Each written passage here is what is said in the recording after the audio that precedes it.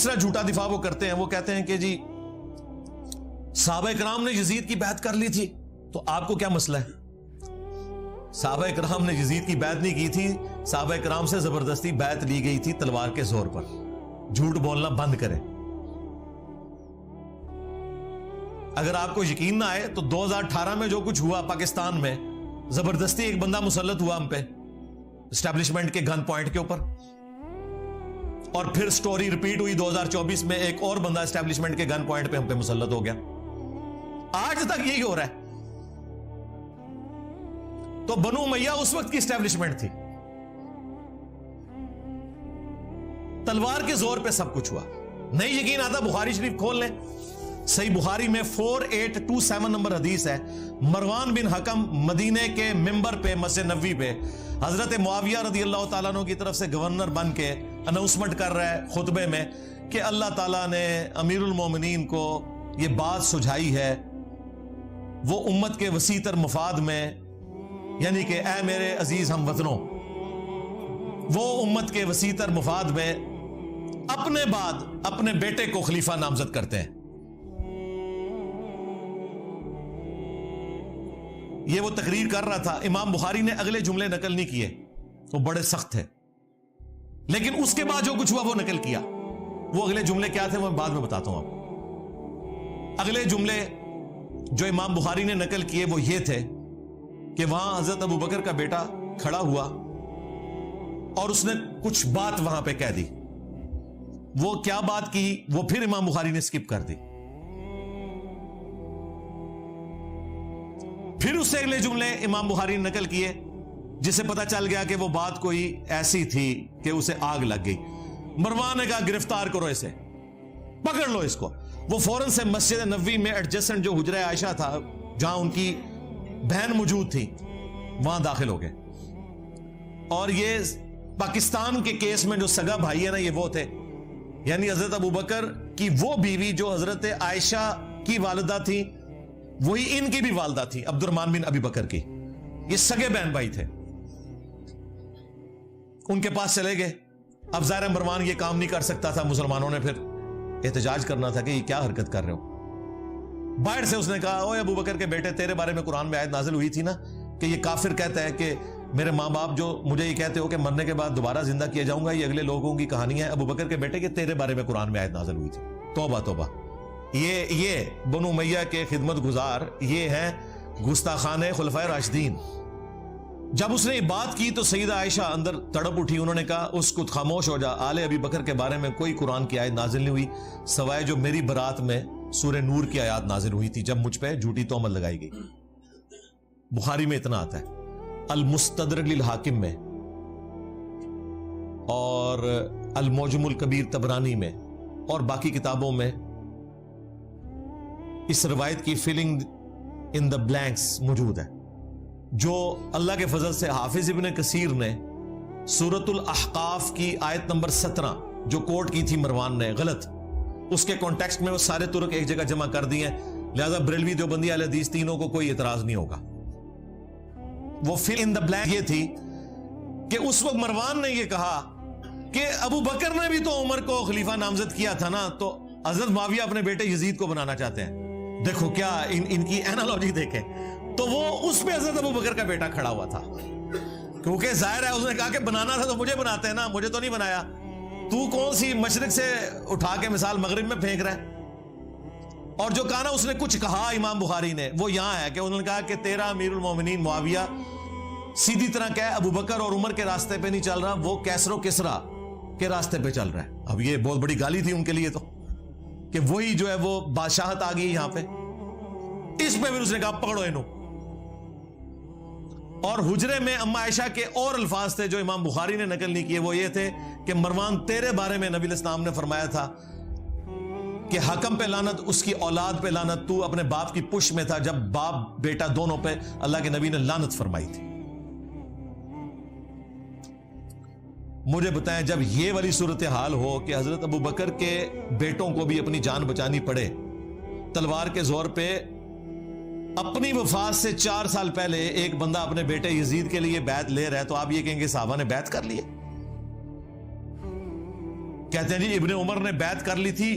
Even واقعہ ہررا کے بعد جب لوگ یزید کی بیعت توڑ رہے تھے تو وہ لوگوں کو جا کے سمجھاتے تھے. جی بخاری مسلم ہے, سرکار وہ ہمارے سٹوڈنٹس کو سمجھا رہے تھے. اگر ابن عمر اس زمانے میں سمجھا رہے تھے تو کسے سمجھا رہے تھے؟ اپنے لیول کے لوگوں کو, صحابہ اور تابعین کو. اور اس صحابی کا نام بھی آیا ہوا ہے, عبداللہ ابن مطیع رضی اللہ تعالیٰ عنہ, جنہوں نے کہا کہ اب کیا رہ گیا ہے, یزید کی بیعت توڑیں اہل مدینہ. تو ابن عمر ان کو ملنے کے لیے گئے اور کہا کہ میں تمہیں حدیث سنانے کے لیے آیا ہوں کہ جو خلیفہ وقت کی بیعت کے بغیر مرا وہ جاہلیت کی موت مرا. وہ کہتے ہیں جی ابن عمر نے چونکہ بیعت کر لی تھی, وہ بھی مجبوراً کی تھی انہوں نے, وہ جس طریقے سے کی تھی, انیشلی تو انکار کیا تھا. دوسرا, ابن عمر جب یہ بات کر رہے تھے تو وہ یہ بھول گئے کہ حضرت علی کی بیعت تو ابن عمر نے خود نہیں کی ہوئی تھی, تو اس وقت وہ جاہلیت پہ تھے. یہ لاجیکلی ان کی بات درست نہیں تھی, ورنہ تو خود اس فتوے کی زد میں آ رہے تھے. ہم تو عبداللہ ابن مطیع اور باقی لوگوں کے ساتھ ہیں, ابن عمر کا یہ موقف غلط تھا.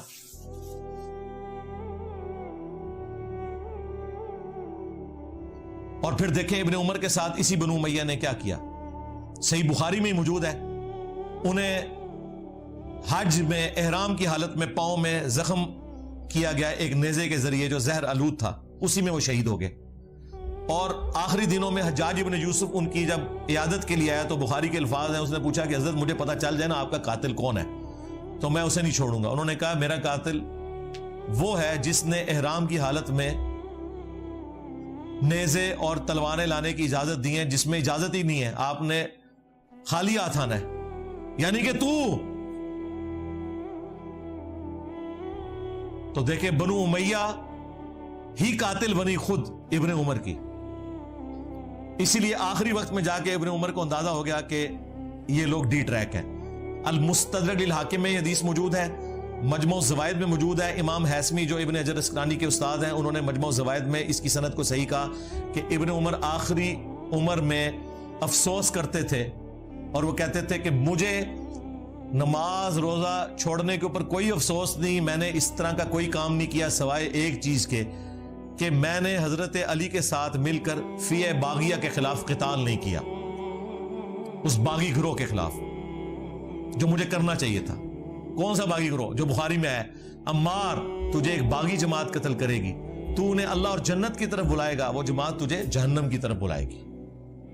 یعنی حضرت علی کی جماعت کو نبی الاسلام نے جنت کی طرف بلانے والی جماعت اور ان کے مخالفین کو جہنمی جماعت نہیں کہا, جہنم کی طرف بلانے والی, کیونکہ خلیفۃ المسلمین کی مخالفت. یہ ایک الگ سے ٹاپک ہے, میری کئی ایک ویڈیوز ہیں, وہ پچھلی والی ویڈیو دیکھ لیں, پچھلے محرم والی, کربلا کیوں ہوئی.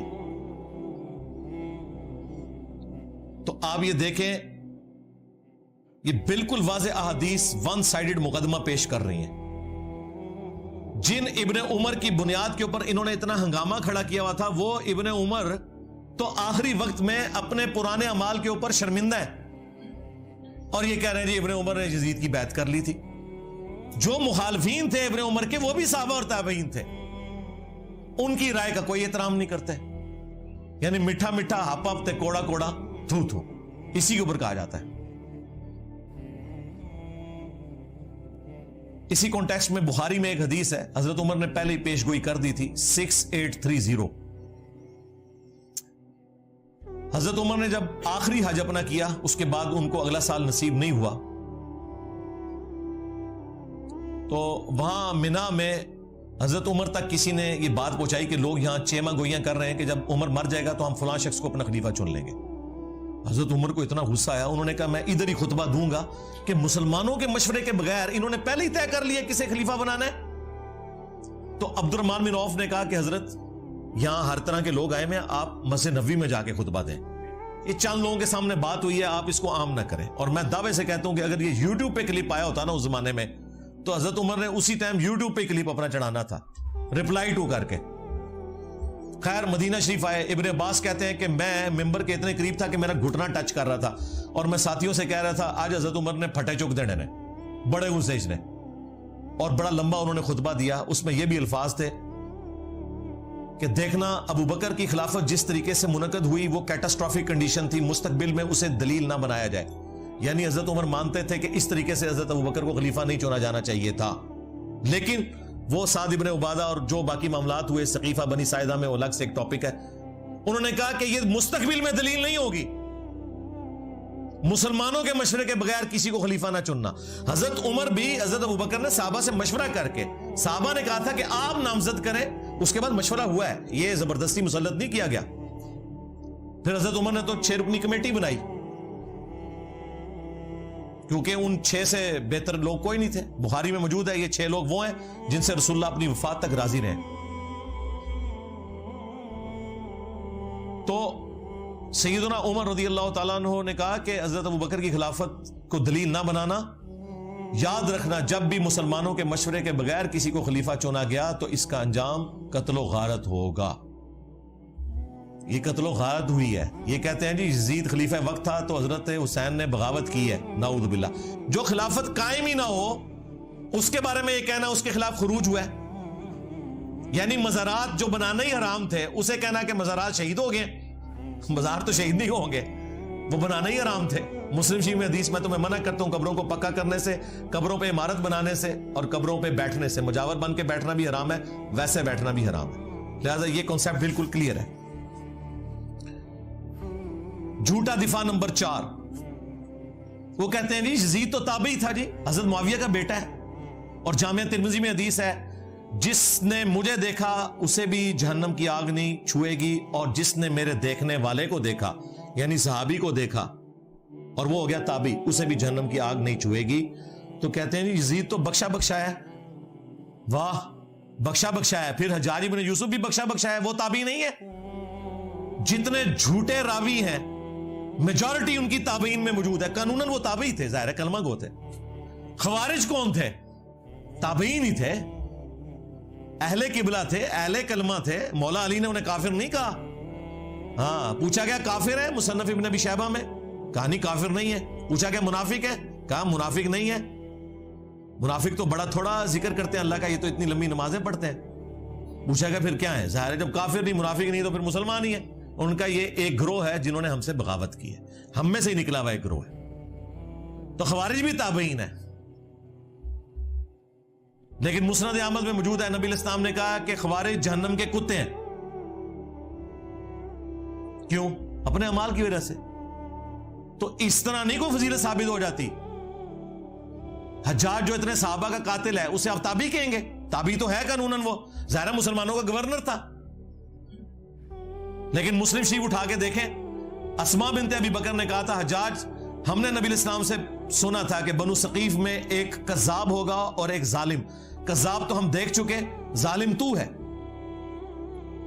یہ فضیلت ہے، لو سامو۔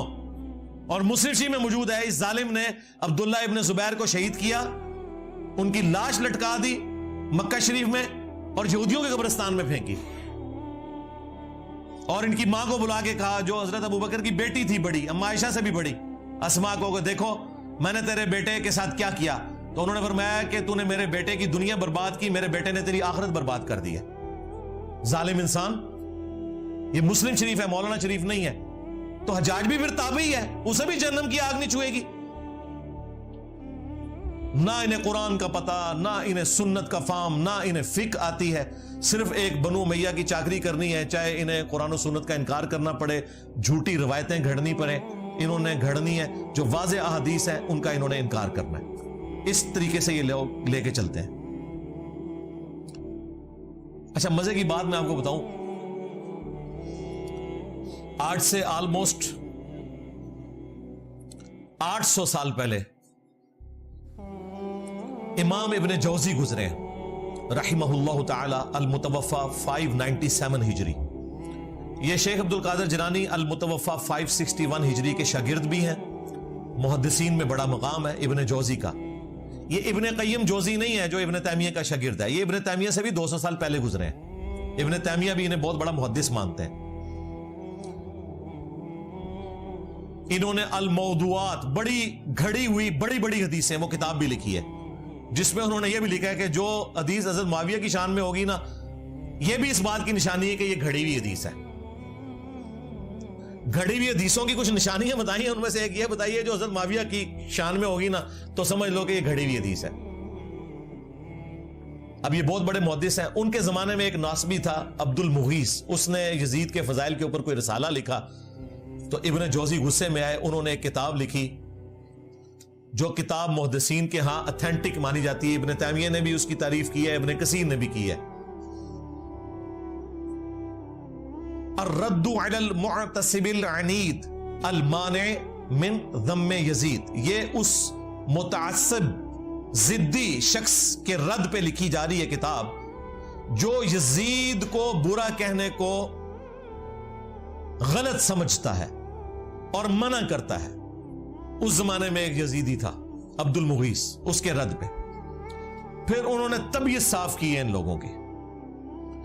اس میں جب ایک دلیل یہ لی گئی نا کہ یزید جو ہے وہ حضرت معاویہ کا بیٹا ہے اور حضرت معاویہ کے لیے ترمذی میں روایت ہے اے اللہ اسے ہادی اور مہدی بنا, انہوں نے کہا یہ تو روایتی جعلی ہے, اس کی بنیاد کے اوپر تم یہ کلیم کر رہے ہو کہ ان کا یہ ڈیسیژن کرنا کہ یزید کو انہوں نے خلیفہ صحیح بنایا تھا. انہوں نے کہا یہ تو روایتی جعلی ہے. پھر انہوں نے روایت کے اوپر بحث کی. میں نے تو بخاری مسلم سے ثابت کیا یہ فٹ ہی نہیں بیٹھتی. حضرت معاویہ کے دور میں جو جو کام ہوئے ہیں اس میں تو یہ دعا فٹ ہی نہیں بیٹھتی.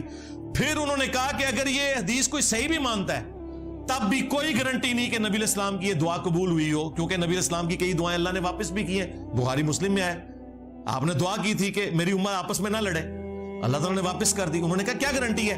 پھر ابن جوزی نے اتنا سخت جملہ لکھا, انہوں نے کہا اس سے بڑی کیا دلیل ہے, اگر حضور کی یہ دعا حضرت معاویہ کے حق میں قبول ہوئی ہوتی بقول تمہارے, اگر یہ روایت ثابت ہے تو حضرت معاویہ جنگ صفین میں حضرت علی کے مقابلے پہ آتے. یہ عادی اور مادی ہونا ہے کہ خلیفہ وقت کے خلاف کھڑے ہو گئے. کڈا بڑا پٹکار مارا انہوں نے. پھر انہوں نے احمد بن حنبل کا قول بھی نقل کیا جب ان سے پوچھا گیا کہ یزید کے بارے میں آپ کا کیا موقف ہے. انہوں نے کہا یہ وہی ہے جس نے اہل مدینہ کے ساتھ جو کیا. پوچھا کیا کیا, کہا ان کا مال لوٹا, انہیں قتل کیا. تو شاگرد نے کہا صحابی کا بیٹا ہے حدیث لے لی جائے. انہوں نے کہا حدیث کیا, ایک حدیث بھی اس سے نہیں لینی. اسی لیے دیکھ لیں ذخیرہ حدیث میں صحابہ کرام کی اولاد کی حدیثیں موجود ہیں. حضرت معاویہ 40 سال تک حکمران رہے ہیں, 20 سال تک گورنر اور اگلے 20 سال مکمل طور پہ حکمرانی. بیچ میں ایک حضرت علی والا پیریڈ تھا, اس کے بعد 20 سال یہی حکمران رہے نا صلح حسن کے بعد. 40 سال جس کا باپ مسلمانوں کا حکمران رہا ہے اس کے بیٹے نے ایک حدیث بھی روایت نہیں کی ہے اور نہ محدثین نے اسے نقل کیا ہے, کیونکہ احمد بن حنبل کہتے ہیں اس سے کیا حدیث لوگے. پھر شاگرد نے پوچھا جب یہ یزید نے ظلم کیا اہل مدینہ کے ساتھ تو کون لوگ تھے ان کے ساتھ. ان کا اہل شام تھے جو ہم امیر شام کہتے ہیں. یہ شامی تھے, ایک صوبہ تھا جس نے یہ سارے کا سارا ہنگامہ برپا کیا. تو یہ کتاب اردو زبان میں ترجمہ ہو کے آ چکی ہے, ایک دیوبندی عالم ہے انہوں نے ترجمہ کیا. میں نے بارہا اس کتاب کا تعارف کروایا. اب نئی پرنٹنگ ہو کے یہ کتاب آ چکی ہے. ہماری ویب سائٹ پہ اس کا PDF بھی رکھا ہوا ہے, کسی نے PDF بنا دیا تھا تو ہم نے وہ اپلوڈ کر دیا, لیکن ہارڈ کاپی بھی آپ کے پاس ہونی چاہیے, وہ آپ منگوا سکتے ہیں. وہ کتاب کا ہم ٹائٹل پیج شیئر کروا دیں گے آپ کو. وہ کتاب پڑھنے سے تعلق رکھتی ہے, اس میں اور کئی چیزیں ہیں جو آپ کے لیے انشاءاللہ اس حوالے سے بینیفیشری ہوں گی. اچھا, اسی حوالے سے نا یہ بیچ میں ایک چوہا چھوڑ دیتے ہیں کہ جی اگر حضرت معاویہ نے اپنے بیٹے کو بنا دیا تو کیا ہوا, حضرت علی نے بھی تو اپنے بیٹے کو بنایا تھا. بالکل جھوٹ, حضرت علی نے کوئی اپنے بیٹے کو نہیں بنایا. مسند ابی یعلا میں, المستدرک للحاکم میں اور کتابوں میں موجود ہے. لوگوں نے حضرت علی کو کہا کیونکہ زخم لگنے کے بعد وہ کچھ دن زندہ رہے کہ آپ اپنا خلیفہ کسی کو نامزد کریں. انہوں نے کہا میں تمہیں ویسے ہی چھوڑ کے جاؤں گا جس طرح نبی علیہ السلام چھوڑ کے گئے تھے, تم اپنا خلیفہ خود چنو گے. اور یہ ظالم کہتے ہیں کہ حضرت علی نے حسن ابن علی کو اپنے بعد خلیفہ نامزد کیا. وہ صحابہ کرام نے مشورے سے چنا تھا. اس حوالے سے شیخ البانی نے ایک روایت لی ہے کہ میری امت کا پہلا شخص جو میری سنت کو بدلے گا وہ بنو امیہ سے ہوگا. اور شیخ البانی نے ساتھ پتہ کیا لکھا, یہ وہ شخص ہوگا جو خلافت کو ملوکیت بنا دے گا. تو دیکھ لیں پھر بنو امیہ کا پہلا شخص جس نے خلافت کو ملوکیت بنایا وہ کون ہے. حضرت ابوبکر بنو تیم سے, بنو امیہ سے نہیں. حضرت عمر بنو عدی سے, بنو امیہ سے نہیں ہے. حضرت عثمان بنو امیہ سے ہیں لیکن انہوں نے اپنے بیٹے کو نہیں بنایا. اس کے بعد حضرت علی بنو ہاشم سے ہیں. اس کے بعد حسن ابن علی کے 6 مہینے. پھر حضرت معاویہ رضی اللہ تعالیٰ عنہ بنو امیہ سے ہیں, انہوں نے اپنے بیٹے کو بنایا. جی بنایا, وہ ہم آپ کو پہلے بتا چکے ہیں. تو شیخ البانی جو محدث اعظم سعودیہ تھے, اس دور کا امام بخاری ان کو مانتے ہیں, اہل حدیث بھی اور دیوبند بھی. اور بریلوی بھی وقت آنے پہ انہیں کوٹ کر دیتے ہیں. انہوں نے اشارتاً کہا کہ یہ وہ شخص ہوگا جو خلافت کو ملوکیت میں بدل دے گا, میری امت میں پہلا شخص جو میری سنت کو بدلے گا. تو یعنی انہوں نے نام لیے بغیر بتا دیا کہ یہ بندہ کون ہے, یزید کے ابا جی. ٹھیک ہو گیا. 5واں جھوٹا دفاع, وہ کہتے ہیں نہیں حضرت علی کا جو اپنا بیٹا ہے محمد بن حنفیہ, اس نے تو بڑی تعریف کی ہے یزید کی. ہم پوچھتے ہیں کہاں لکھا ہوا ہے؟ کہتے ہیں تاریخ میں لکھا ہوا ہے. تاریخ میں اگر 5% باتیں یزید اور ان کے والد کے حق میں ہے نا, تو 95% ان کے خلاف ہیں, بلکہ ایمان ثابت کرنا بھی مشکل ہو جائے گا اگر تاریخ تبری کے حوالے ہم نے پیش کیے تو. حدیث سے بات کرو. جی حدیث میں تو اس طرح کی کوئی بات نہیں, آپ کو پتہ ہے ہماری باتیں حدیثوں میں تو نہیں نکلتی. جی ہمیں پتہ ہے, یہی تو ہم رونا رو رہے ہیں, لیکن وہ تاریخ میں تو ہے. جی ہم کہتے ہیں وہ جو تاریخ تم پیش کر رہے ہو وہی پوری پڑھ کے بتا دو. ابن کثیر نے نقل کی ہے یہ مردود روایت, لیکن یہ روایت پوری نہیں پڑھ سکتے, وہ ان کے گاٹے فٹ ہو جائے گی. اس روایت میں پتا کیا ہے؟ عبداللہ ابن مطیع صحابی محمد بن حنفیہ کے پاس آتے ہیں جو تابعی ہیں, جو حضرت علی کے بیٹے ہیں حنفیہ نامی عورت سے. انہیں آگے کہتے ہیں کہ حضرت آپ کا بھائی حسین شہید ہو گیا, یزید حکمران بن گیا, آپ کیوں نہیں قیام کرتے؟ تو ساتھ ہی کہا کہ اہل مدینہ میں سے کچھ لوگ شام سے آئے ہیں, انہوں نے یزید کو اس حال میں پایا ہے کہ وہ تارک الصلاح ہے, وہ شراب پیتا ہے اور کتاب و سنت سے تجاوز کرتا ہے. تو محمد بن حنفیہ نے کہا کہ نہیں, میں تو جتنا عرصہ یزید کے پاس رہا ہوں میں نے تو اسے نماز کا پابند پایا ہے اور سنت کا عامل پایا ہے. تو انہوں نے کہا حضرت وہ جتنے دن آپ رہے ہیں نا ادھر, اتنے دن اس نے آپ کو دکھانے کے لیے سب کچھ ایکٹنگ کی ہے, اصل میں تو وہ شرابی ہے, تارک الصلاح ہے اور کتاب و سنت کو پائمال کرنے والا ہے. اب یہ پوری روایت تھی, انہوں نے آدھی لے لی کہ محمد بن حنفیہ نے کہا میں اسے نماز کا پابند پاتا ہوں, جبکہ صحابی کہہ رہا ہے کہ وہ شرابی ہے, تارک الصلاح ہے, کتاب و سنت کا مذاق اڑاتا ہے. اب مجھے بتائیں صحابی اور تابعی کی بات ٹکرائے تو کس کی بات مانی جائے گی؟ انہوں نے آدھی روایت نقل کی. اسی لیے ہمارے جو استاد تھے شیخ زبیر صاحب, انہوں نے فتاوی علمیہ میں باقاعدہ اس روایت کو ڈسکس کر کے کہا کہ اگر اس روایت کو تم صحیح مانو گے نا, پھر ماننا پڑے گا کہ یزید نماز بھی نہیں پڑھتا تھا, وہ شرابی بھی تھا اور کتاب و سنت کو توڑتا تھا, اس کے احکامات سے تجاوز کرتا تھا. بہتر یہ ہے کہ اس روایت سے جان چھڑا لو. انہوں نے کہا میرے نزدیک یہ پوری روایت ثابت ہی نہیں ہے, کیونکہ اگر روایت لینی ہے پھر پوری لینی ہے, آدھی تو نہیں لینی. سند تو ایک ہے اور وہ مردود سند ہے. یہ جناب جو انہوں نے ایک رٹ لگائی تھی کہ محمد بن حنفیہ نے تعریف کر دی, لو سامو اور پوری تعریف بیان کرو, پھر پتہ چلے گا صحابی کرتے ہو, صحابی کو تو تم نے چھوڑ دیا. جھوٹا دفاع نمبر 6, وہ کہتے ہیں نہیں حضرت حسین کو تو کوفیوں نے مار دیا تھا, خود ہی شیعہ علی نے مار دیا تھا, ایم یزید کے متھے مار دیا. واہ واہ, بالکل کوفیوں نے مارا تھا, لیکن وہ کوفی کون تھے؟ جو اہل شام کے انڈر تھے. یہاں پہ بھی جو کچھ ہوتا ہے نا, جب گورنمنٹ ایک ہو تو بات آتی ہے پنجاب پولیس نے یہ کیا. بھئی پنجاب پولیس وفاقی حکومت کے انڈر آتی ہے, اگر اچھا کام کرے گی تو وفاقی حکومت کے کھاتے میں ڈلے گا, برا کرے گی تو وفاقی حکومت کے کھاتے میں. وہاں پہ بھی کوفہ ایک صوبہ تھا شام کی حکومت کا.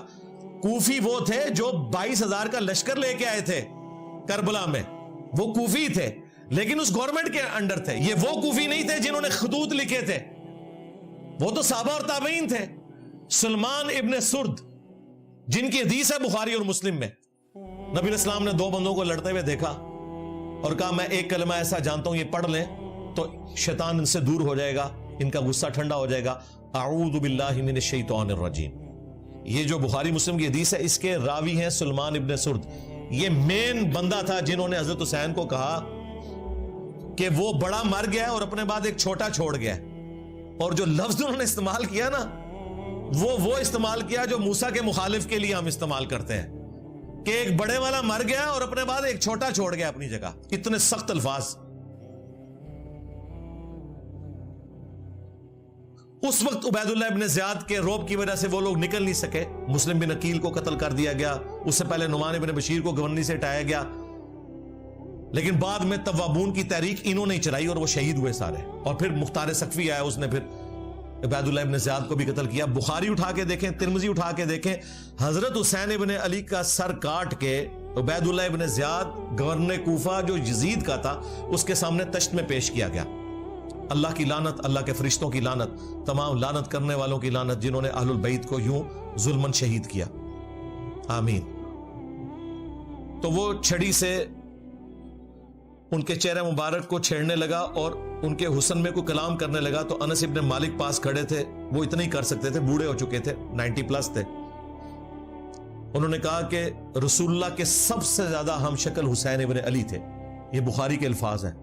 اسی حدیث میں امام بخاری نے لکھا ہے برأس الحسین علیہ السلام, حسین علیہ السلام کا سر مبارک, علیہ السلام لکھا ہے. مولوی نے عربی میں علیہ السلام لکھا تھا, اردو میں ترجمہ رضی اللہ عنہ کر دیا, نکال ہی دیا. عربی میں لکھا ہوا ہے, آپ کھول کے دیکھ لیں, مکتبۃ الشاملہ میں بھی, اسلام 360 میں بھی عربی میں لکھا ہوا ہے, اردو میں رضی اللہ عنہ لکھا ہوا ہے. اور جب زید بھائی مجھے ملنے آئے نا, میں نے کہا یہ دیکھ لیں, انہیں یقین ہی نہیں آیا. کہتے یار یہ انہوں نے کیا ہوا ہے. میں نے کہا یہ اچھا ہے, اس کو چینج کرنے کی ضرورت نہیں ہے, ہم نے بتانا ہے بعد میں بھی کہ کیا کام ڈالتے ہیں. انہوں نے دارالاسلام والوں سے اٹھایا تھا, میں نے کہا اسی طرح ہی رہنے دیں تاکہ ہم دکھا سکیں بعد میں. sunna.com بہت بڑی ویب سائٹ ہے جس پہ حدیث کی کتابیں ہیں. عربی میں علیہ السلام لکھا ہے, اردو میں رضی اللہ عنہ لکھا ہوا ہے. ایک فرقہ وارانہ اس چیز کو دھڑاڑ کو قائم رکھنے کے لیے. تو عبید اللہ ابن زیاد جس کے سامنے حضرت حسین کا سر کاٹ کے رکھا گیا, وہ کوفی تھا لیکن گورنر تھا شامیوں کی طرف سے. لہذا یہ کہنا کوفیوں نے مار دیا تھا ظالموں, یہ وہ کوفی تھے جو حضرت حسین کے مخالفین تھے, نہ کہ وہ شیعان علی کے جنہوں نے حضرت حسین کو وہاں پولیٹیکل سٹرگل کے لیے بلایا تھا. اور حضرت حسین لڑنے نہیں گئے تھے, بی بچوں کے ساتھ ایک سیاسی جدوجہد کے لیے جا رہے تھے جس کا آخری انجام قیام حسین ہی ہونا تھا, لیکن اس سے پہلے ہی ان کو شہید کر دیا گیا. اسی لیے انہوں نے راستہ بھی بدلا. یہ جو کہتے ہیں جی وہ دمشق کی طرف جا رہے تھے یزید کے ہاتھوں میں ہاتھ دینے, بالکل جھوٹ ہے. وہ راستہ انہوں نے اس لیے بدلا تھا کہ انہیں پتہ چل گیا تھا کہ مسلم بن عقیل شہید ہو چکے ہیں, یہ مجھے بھی کوفے تک نہیں پہنچنے دیں گے, تو میں انہیں دھوکہ دے کے دوسرے راستے سے جاؤں. لیکن ان کے پاس تو اتنی فوج تھی, انہیں بھی یہ خطرہ تھا کہ حسین ابن علی کہیں راستہ نہ بدلے, تو انہوں نے کربلا کے پاس بھی پڑاؤ کیا تھا کہ اگر اس راستے سے بھی آئے تو ہم پکڑ لیں گے, جو یہ نقشے بنا کے آپ کو بتا رہے ہوتے ہیں. اللہ کے بندو ڈر جاؤ, جھوٹ باندھتے ہو, اپنی طرف سے باتیں بنا کے منسوب کرنا شروع کر دیتے ہیں. جھوٹا دفاع نمبر 7 جو اسی کے ساتھ جڑا ہے, وہ کہتے ہیں حسین علیہ السلام نے 3 شرائط رکھ دی تھیں جی کربلا میں. انہوں نے تو خود عبید اللہ ابن زیاد کو کہا کہ مجھے یزید کے پاس جانے تو میں اس کے ہاتھوں میں ہاتھ دے کے بیعت کر لیتا ہوں. واہ واہ واہ سبحان اللہ. اگر یہ ہو جاتا تو عبید اللہ ابن زیاد نے لڑیاں ڈالنی تھی اور کہنا تھا یزید صاحب آپ کے ابا جی جو کام 4 سال تلوار کے زور پہ نہیں کروا سکے, دیکھیں میں نے کروا لیا ہے. اور یزید اسے کتنا انعام دیتا کہ میرے ابا جی جو کام نہیں کروا سکے, کہ حسین کی بیعت نہیں لے سکے, تم نے لی ہے. ظاہر ہے اس کے بعد تو پھر بنو امیہ کی حکومت لیجیٹمائز ہو جانی تھی نا, جب بنو ہاشم نے بیعت کر لی نبی علیہ السلام کے گھر والوں نے.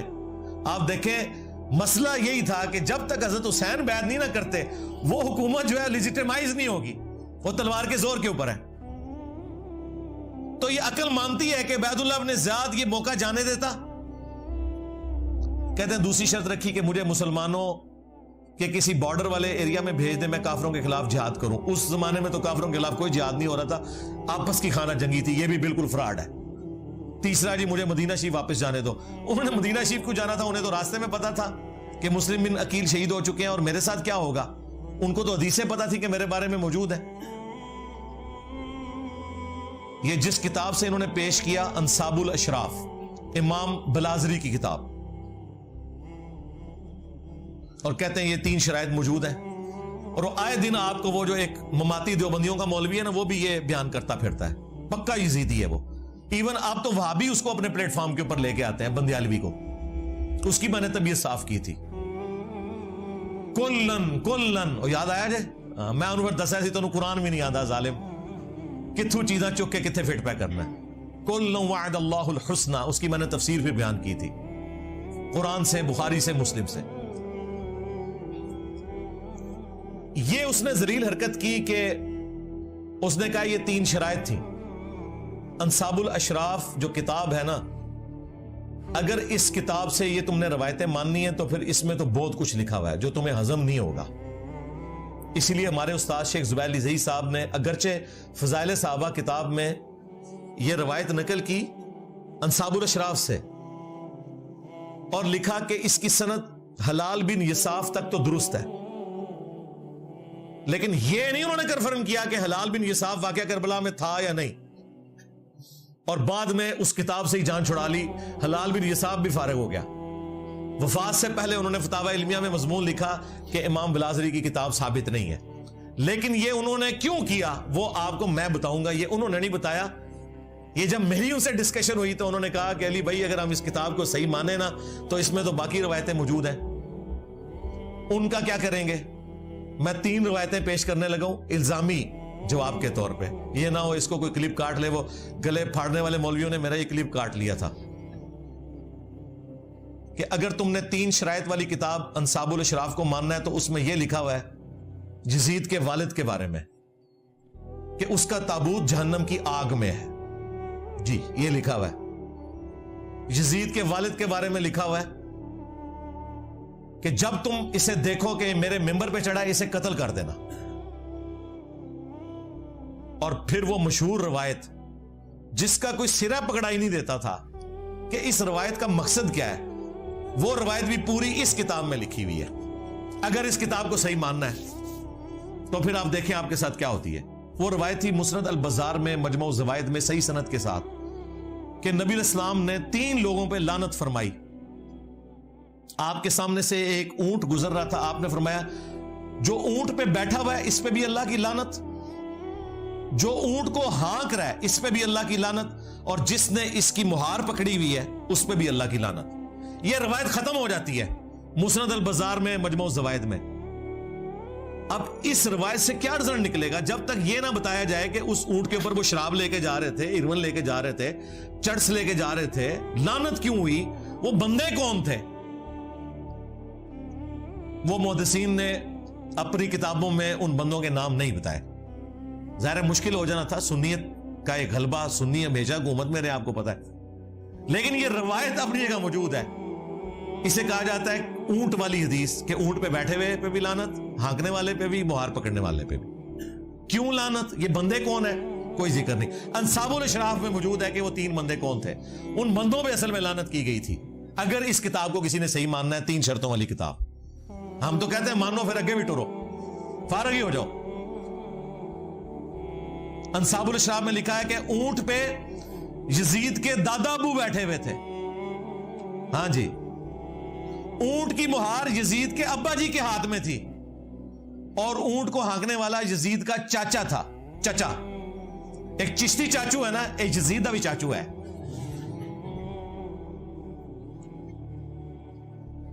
تو اب یہ 3 نام میں نے اس لیے نہیں بتایا کہ وہ پھر کلپ کو کاٹیں گے. میں نے آپ کو اشارتاً بتا دیا کہ اونٹ پہ یزید کا دادا بیٹھا ہوا تھا، مہار اس کے ابے کے ہاتھ میں تھی، اور ہانکنے والا چاچا تھا. نام آپ سب کو پتا ہے، ورنہ ہمارے سٹوڈنٹس کمنٹس میں خود لکھ دیں گے 3 بندوں کے نام. اس روایت کو پھر صحیح مانو گے؟ اسی لیے شیخ زبیر صاحب نے کہا یہ کتاب امام بلازری سے ثابت ہی نہیں، جان ہی چھڑا لی. بالکل ٹھیک کیا. آندہ کوئی 3 شرائط والی بات کرے، اسے کہو 3 شرائط والی بات کرو گے تو 3 ملعون لوگوں کا ذکر ہم کریں گے. ہاں، وہاں 3 شرائط، یہاں 3 وہ لوگ جن پہ اللہ کے نبی نے لعنت فرمائی ہے. پھر ظاہر ہے یہ پیرلل میں آئے گا. اور صرف لعنت نہیں کہا کہ یزید کے باپ کا تابوت جہنم کی آگ میں ہے، یزید کے باپ کو جب ممبر پہ دیکھو تو اسے قتل کر دینا. یہ ساری روایتیں بتائیں گے. لہذا بہتر یہ ہے کہ انصاب الاشراف سے جان چھڑا لیں. ہمارے نزدیک بھی ہمارے استاد کا موقف ٹھیک ہے. یہ کتاب اگرچہ اکثر محدثین امام بلازری سے ثابت مانتے ہیں، لیکن اس کے ساتھ یہ جو خطرناک باتیں جڑی ہوئی ہیں، جو خطرناک سے بھی اگلا ورژن ہے، بہتر یہ ہے کہ اس کتاب کو آپ جان چھڑا لیں کہ یہ ساری جعلی کتاب ہے. اور ہمیں پتہ ہے کہ آپ کی جتنی باتیں وہ ویسے ہی جعلی ہیں، کوئی صحیح بھی نکلے نا. ایک بڑی مشکل سے آپ نے دریافت کی تھی، وہ مانتے مانتے آپ کو اتنا کچھ ساتھ ماننا پڑ رہا ہے کہ آپ بھی اس کتاب سے اب جان ہی چھڑائیں گے انشاءاللہ تعالی.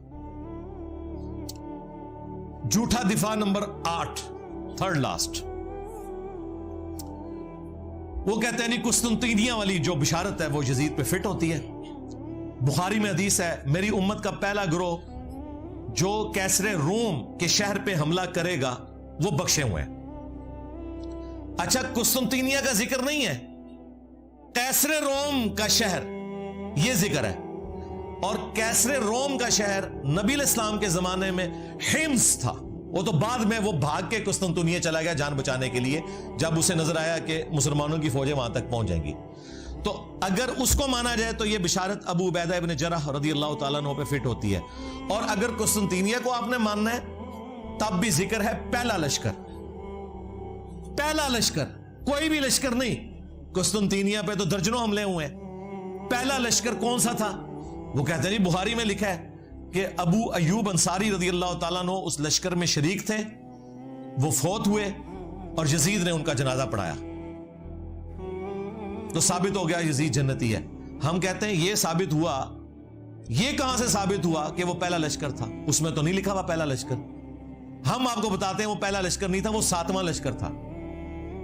اگر 2 لشکر بھی گئے ہو نا تب بھی وہ پہلا نہیں ہے, وہ بعد والا ہے. پہلا لشکر وہ ہے جو سنن ابی داؤد میں موجود ہے. ایک صحابی کہتے ہیں ہم قسطنطینیہ پہ حملے کے لیے جب گئے ہمارے لشکر کے امیر عبد الرحمن بن خالد بن ولید تھے, حضرت خالد بن ولید کے بیٹے, یزید نہیں تھا. اور ابو ایوب انصاری بھی ہمارے ساتھ تھے. انہوں نے ہمیں ایک آیت کی تفسیر سمجھائی اور پھر ابو ایوب انصاری قسطنطنیہ کے تمام حملوں میں شریک ہوتے رہے حتیٰ کہ ایک حملے کے دوران وہ فوت ہوئے اور وہیں پہ دفن ہوئے. آج بھی ان کا مزار موجود ہے ترکیے میں. اب وہ مسلمانوں کے پاس ہے نا, استنبول. تو ابو داؤد میں یہ حدیث موجود ہے کہ اس وقت جو لشکر گیا تھا اس کے امیر کون تھے؟ خالد ابن ولید کا بیٹا. اور اس کے بعد مسلسل وہ شریک ہوتے رہے حتیٰ کہ ایک حملے میں وہ فوت ہوئے. تو جس میں فوت ہوئے وہ تو بعد میں ہوگا نا, جس میں زندہ تھے وہ پہلے. تو اگر 2 بھی ہوتے تو پھر بھی وہ دوسرا ہے. ویسے یہ 7واں ہے. اور یہ جو میں بتا رہا ہوں یہ بھی پہلا نہیں ہے, اس سے بھی پہلے منذر بن زبیر لے کے گئے. وہ شیخ زبیر صاحب کے شاگرد ہیں, عبداللہ جابر دامانوی صاحب. انہوں نے پوری کتاب لکھی ہے, ہماری ویب سائٹ پہ رکھی ہوئی ہے کہ قسطنطنیہ پہ پہلا حملہ کس نے کیا تھا. بہرحال یہ تو نہیں بنتا, یہ انہوں نے پکڑا ہوا تھا. اور جگہ جگہ یہی وہ چیز ہے جو ابن تیمیہ نے سب سے پہلے چوہا چھوڑا, اسی کو لے کے پھر بعد کے لوگ چلے. حتیٰ کہ ڈاکٹر ذاکر نائک نے بھی جو یزید کو رضی اللہ عنہ کہا اور جنت کی لشکر والی بشارت اس کے اوپر فٹ کر کے تو خاری کمائی. میں نے اسی وقت ان کے خلاف ویڈیو ریکارڈ کروائی تھی اور ان کی علمی اصلاح کی کوشش کی تھی. باقی جو ان کی علمی خدمات ہیں وہ اپنی جگہ, لیکن یہ ان سے بہت بڑا بلنڈر ہوا ہے اور دعوت حق کو نقصان ہوا ہے ان کے اس ایٹیچیوڈ کی وجہ سے. تو میں نے ان کو کہا تھا یار ابن تیمیہ کی تقلید چھوڑو, میں نے بخاری اور ابو داؤد سے ثابت کیا ہے کہ وہ پہلا لشکر نہیں تھا. اور یہ ہمارے استاد شیخ زبیر صاحب نے پہلی دفعہ جرأت کی الحدیث رسالے میں, یہ پورا تحقیقی مضمون لکھا. پھر ہمارے جو دوسرے استاد تھے مولانا اسحاق صاحب, انہوں نے باقاعدہ اپنے جمعے کے خطبے میں شیخ زبیر صاحب کی تعریف کی اور انہوں نے کہا اس وقت ان سے بڑا کوئی محدث نہیں ہے. اب تو اہل حدیثوں کو اپنے گھر کی خبر پتہ چل گئی ہے کہ ان کے اپنے بڑے محدث نے بھی بتا دیا کہ یہ ابن تیمیہ نے غلط بشارت فٹ کی تھی, ڈاکٹر ذاکر نائک نے غلط فٹ کی تھی. احادیث کی روشنی میں قسطنطینیہ کا وہ والا لشکر جو پہلا لشکر تھا جس کے لیے بشارت تھی اس میں یہ شامل ہی نہیں تھا. اور جس زمانے میں گیا اس وقت تو یزید دودھ پیتا بچہ تھا, 6 سال سے کم ہی عمر تھی اس کی, بہت زیادہ بھی لگا لیں. فتح تو خیر یہ صحابہ سے بھی نہیں ہوا, قسطنطینیہ تابعین سے بھی نہیں ہوا, تبع تابعین سے بھی نہیں ہوا. یہ 9ویں صدی ہجری میں نبی علیہ السلام کی وفات کے آلموسٹ 900 سال کے بعد, 850 تقریباً سال کے بعد یہ فتح ہوا. 19 مئی 1453 سلطان محمد فاتح, اس کے اوپر انہوں نے ایک فلم بھی بنائی ہے ترکیے والوں نے. آج چل رہا ہے 7 محرم 1446 ہجری بمطابق 14 جولائی 2024. یہ فتح ہوا 19 مئی 1453, یعنی آلموسٹ 8 سے سمجھ لیں 600 سال پہلے. ارطغرل کی اولاد میں سے جو 7واں سلطان تھا, سلطان محمد فاتح, اس کی عمر اس وقت 24-25 سال تھی. اس نے قسطنطینیہ کو فتح کیا, لیکن وہ فتح کرنے والے کے لیے بشارت نہیں تھی, بشارت تھی جس نے پہلا حملہ کیا. وہ فتح کرنے والے کے لیے جو بشارت ہے مسند احمد میں کہ وہ بڑا اچھا امیر ہوگا, وہ روایت سندن صحیح ثابت نہیں ہے. لیکن جو جنت کی بشارت تھی وہ پہلے لشکر کے لیے تھی. یہ جناب ٹوٹل ان کی گیم تھی جس سے انہوں نے جنتی اسے ڈکلیئر کیا ہوا تھا. اور یوں آگے ہم نہیں کہتے وہ جہنمی ہے, اس کا معاملہ اللہ کے سپرد, لیکن جھوٹی بشارتیں تو جنت کی فٹرا نہ کریں. سیکنڈ لاسٹ جھوٹا دفاع نمبر 9, کہتے ہیں جی اللہ تعالیٰ چاہے تو یزید کو بخش بھی سکتا ہے. دیکھیں کیسے غیر محسوس طریقے سے اس کی جھوٹی وکالت کرتے ہیں. کہتے ہیں جی آپ کو کیا تکلیف ہے؟ ہمیں کوئی تکلیف نہیں بھائی, ہم تو کہتے ہیں سارے بخشے جائیں, کوئی مسئلہ نہیں. یہ اللہ کا اپنے بندوں کے ساتھ معاملہ ہے, ہمارے ساتھ کوئی اس کا معاملہ نہیں ہے. لیکن آپ جھوٹی جنت کی بشارتیں فٹ کرو, یہ بالکل غلط ہے. اور دوسرا یہ اتنا آسان معاملہ نہیں ہے. کہتے نہیں قرآن میں لکھا ہے اللہ تعالیٰ چاہے تو شرک کے سوا ہر گناہ معاف کر سکتا ہے. بالکل, ان اللہ لا یغفر ان یشرک بہ ویغفر ما دون ذلک لمن یشاء. بے شک اللہ تعالیٰ قیامت کے دن ہر گناہ کو معاف کر دے گا اگر دنیا میں توبہ نہ کی ہوئی. دنیا میں کی ہوئی تو دنیا میں ہی معاف, سوائے شرک کے. شرک آخرت میں بھی معاف نہیں ہونا اگر بغیر توبہ کے مرے. لیکن اس کے سوا ہر گناہ معاف کر دے گا لمن یشاء, جس کے لیے چاہے گا. مراد کیا؟ جس کے لیے نہیں چاہے گا نہیں کرے گا. شرک کے علاوہ کون سا ایسا گناہ ہے جو معاف نہیں ہو سکتا؟ وہ قرآن میں لکھا ہوا ہے سورۃ النساء میں, جس نے ایک مؤمن کو ناحق قتل کیا اس کی سزا ہمیشہ کی جہنم ہے. اسی سورۃ النساء میں جس میں لکھا تھا شرک کے علاوہ ہر گناہ معاف ہو جائے گا جس کے لیے چاہے گا, اوپن لائسنس وہاں بھی نہیں تھا. اسی سورہ النساء میں لکھا ہوا ہے کہ مؤمن کا قتل ناحق ہمیشہ کی جہنم ہے. لو سامو. اور ابو داؤد میں اس کو سپورٹیو حدیث ہے کہ نبی علیہ السلام نے فرمایا اللہ تعالیٰ یا تو شرک کو معاف نہیں کرے گا یا قتل ناحق کو معاف نہیں کرے گا. کیا حسین ابن علی کا قتل ناحق نہیں ہے؟ کیا یزید نے قاتلین حسین سے بدلہ لیا, کوئی سزا دی؟ بالکل نہیں. اس کے جواب میں پتہ کیا کہتے ہیں؟ حضرت علی نے حضرت عثمان کے قاتلین سے بدلہ لیا. یہ بالکل مثال غلط ہے, کیونکہ حضرت عثمان حضرت علی کے دور میں تو شہید ہی نہیں ہوئے, وہ تو اپنے گورنروں کی وجہ سے شہید ہوئے اپنے دور خلافت میں خود. اس پہ میری تفصیلی ویڈیو دیکھ لیں حضرت عثمان کیوں شہید ہوئے. انہوں نے آپ کو ایک جعلی بات بتائی تھی, عبداللہ بن سبا تھا جس نے سارے صحابہ کو نعوذ باللہ گمراہ کر دیا, جس کا نام بخاری سے لے کے ابن ماجہ تک دنیا کی کسی حدیث کی کتاب میں جو مین کتابیں ہیں نام بھی نہ آئے. عبداللہ بن سبا یہ حضرت علی کے دور میں آیا تھا جسے حضرت علی نے قتل کروایا. حضرت عثمان کے ساتھ کوئی لینا دینا نہیں تھا. حضرت عثمان کی شہادت تو بنو امیہ کے گورنروں کی وجہ سے ہوئی, جو بخاری مسلم میں موجود ہے. وہ آج ٹاپک نہیں, پچھلے دنوں جب ایک بریلوی نما رافضی نے حضرت عثمان کی توہین کی تو میں نے تفصیلی ویڈیو ریکارڈ کروائی تھی حضرت عثمان کیوں شہید ہوئے, وہ آپ دیکھ لیں. وہ بخاری مسلم سے میں نے ثابت کیا, بنو امیہ کی لکھی ہوئی تاریخ سے نہیں, نہ صلاح الدین یوسف نے جو جھوٹ لکھے ہوئے ہیں اس کی بنیاد کے اوپر, بخاری مسلم سے ثابت کیا. تو یہ بالکل غلط اینالوجی ہے. حضرت عثمان حضرت علی کے دور میں شہید نہیں ہوئے, لیکن حضرت حسین ابن علی حضرت معاویہ رضی اللہ تعالیٰ عنہ کے بیٹے یزید ابن معاویہ جس کی آپ جھوٹی وکالت کرتے ہیں اس کے دور ملوکیت میں شہید ہوئے ہیں. ویسے تو آپ کہتے ہیں, حضرت عمر کہتے ہیں میرے دور حکومت میں اگر کوئی کتا بھی مر جائے فرات کے کنارے تو میں جواب دے ہوں, اور فرات کے کنارے حسین ابن علی شہید ہو جائیں تو وہ جواب دہ نہیں ہے اس وقت کا حکمران. مسند احمد میں حدیث ہے مولا علی جنگ صفین سے واپسی پہ نہروان جاتے ہوئے جب نینوا نامی جگہ سے فرات کے کنارے گزرے تو کہا اصبر یا ابا عبداللہ, اے ابو عبداللہ صبر کرنا صبر کرنا صبر کرنا. تو وہ ساتھ جو غلام تھا اس نے کہا آپ کس سے باتیں کر رہے ہیں؟ تو اپنے تخیل میں آپ بات کر رہے تھے, اپنے دکھ کا اظہار کر رہے تھے. تو ابو عبداللہ حضرت حسین کی کنیت تھی, وہ ان کو مخاطب کر رہے تھے. پھر انہوں نے کہا کہ میں ایک دن نبی علیہ السلام کے پاس حاضر ہوا اس حال میں کہ حضور نے حسین کو اپنے ہاتھوں میں اٹھایا ہوا ہے, آپ کی آنکھوں سے مسلسل آنسو جاری ہیں. میں نے کہا میرے ماں باپ آپ پہ قربان, آپ کو کس نے غمگین کر دیا؟ تو آپ نے فرمایا ابھی ابھی حضرت جبرائیل علیہ السلام آئے تھے, انہوں نے مجھے خبر دی کہ آپ کے اس بیٹے کو جس سے آپ اتنا پیار کر رہے ہیں آپ کی امت پیاسا فرات کے کنارے شہید کر دے گی. تو میں اپنے جذبات پہ قابو نہیں رکھ سکا. پھر میرے کہنے پر حضرت جبرائیل نے ہاتھ مار کر کربلا کی سرخ مٹی بھی مجھے لا کر دکھائی. تو نبی علیہ السلام کو حضرت حسین کی پیدائش کے ساتھ بتا دیا گیا تھا. حضرت حسین کو بھی پتا تھا میں نے کربلا میں مظلوماً شہید ہونا ہے. یہ کوئی چھپی ہوئی بات نہیں تھی, یہ اوپن سیکرٹ تھا. پھر حضور کی وفات کے 50 سال بعد جب 61 ہجری میں یہ واقعہ ہوا تو مسند احمد میں موجود ہے, عبداللہ ابن عباس نے ایک خواب دیکھا. یہ کسی وہابی کا خواب نہیں ہے, کسی بریلوی کا خواب نہیں, دیوبندی کا نہیں, یہ صحابی کا ہے جو نبی اسلام کی شکل کو پہچانتا ہے, جس کے لیے گارنٹی ہے کہ اس شکل میں شیطان نہیں آ سکتا. دوپہر کے وقت کہتے ہیں میں نے دیکھا نبی اسلام کے بال بکھرے میں گرد آلود ہیں, ہاتھ میں خون کی ایک شیشی ہے.